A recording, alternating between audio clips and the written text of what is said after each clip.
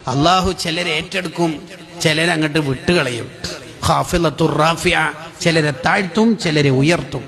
ഈ ആയത്തിന്റെ തഫ്സീറിൽ കാണാം, അള്ളാഹു ഒരാൾക്ക് ഇസ്സത്ത് കൊടുക്കാൻ ഉദ്ദേശിച്ചാൽ അയാൾക്ക് അള്ളാഹു തഹജ്ജുദ് നിസ്കാരത്തിന്റെ തൗഫീഖ് കൊടുക്കും. തുഇസ്സു മൻ തശാഉ ബിത്തഹജ്ജുദ് എന്ന് അസ്സിറാജുൽ മുനീറിൽ സ്വാഹിബുൽ മുഗ്നി ഖതീബു ശിർബീനി തങ്ങൾ പറയുന്നുണ്ട്. തഹജ്ജുദിന് തൗഫീഖ് കൊടുക്കും അത്ര. അത് അള്ളാഹു അയാളെ ഏറ്റെടുത്തതിന്റെ അടയാളം. തഹജ്ജുദ് നിസ്കരിക്കണം.